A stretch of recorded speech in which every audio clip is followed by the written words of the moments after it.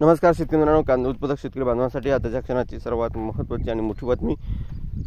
कांदा भाव संदर्भातील कांद्याच्या भावात वाढ होणार तर कधी होणार, कशी होणार आणि कशा होणार आणि काय महत्त्वाचे कारण, सविस्तर थोडक्यात संपूर्ण अपडेट बातमी आपण या व्हिडिओच्या माध्यमातून जाणून घेण्याचा प्रयत्न करावा. तर महाराष्ट्रातील तमाम कांदा उत्पादक शेतकरी बांधवांना एकच विनंती, व्हिडिओ शेवटपर्यंत बघा. अतिशय महत्त्वाचा व्हिडिओ जर आवडला तर नक्कीच लाईक करा. सांगा चॅनल असाल तर हवामान आपल्या यूट्यूब चॅनलला सबस्क्राईब करून जवळ बेल आयकॉन म्हणजे घंटा नका, जेणेकरून जेव्हा नोटिफिकेशन तुमच्यापर्यंत पोहोचते. करू शकता. योगेश आहेर, चेअरमन, देवळा कृषी उत्पन्न बाजार समिती यांचं काय म्हणणं आहे ते बघू शकता.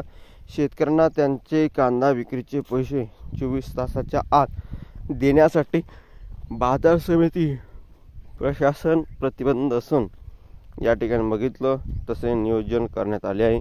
कांदा व्यापाऱ्यांच्या सहकार्यामुळे शेतकऱ्यांच्या पेमेंटबाबत असणाऱ्या तक्रारी आता बंद झाल्या आहेत. योगेश आहेर, चेअरमन, देवळा कृषी उत्पन्न बाजार समिती.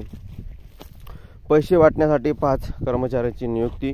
कांदा विक्रीचे पैसे वाटप करण्यासाठी बाजार समितीत कार्यालयात बाजार समितीचे संजय जाधव, गोवर्धन आहेर हे 2 कर्मचारी व कांदा व्यापाऱ्यांचे 3 कर्मचारी असे एकूण 5 कर्मचारी नेमणूक केली असून त्या दिवशी कांदा विक्री केलेल्या सर्व शेतकऱ्यांचे पेमेंट वाटप होईपर्यंत कार्यालय सुरू असते.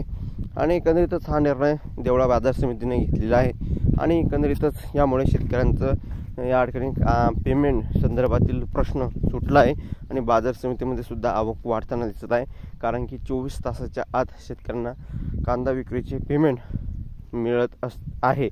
तर व्यापाऱ्याकडे न ठेवता ते बाजार समितीकडे पैसे वाटप करण्याचे या ठिकाणी निर्णय बाजार समितीचे चेअरमन, बाजार समितीचे अध्यक्ष एकंदरीतच योगेश आहेर यांनी घेतलेला आहे. धन्यवाद.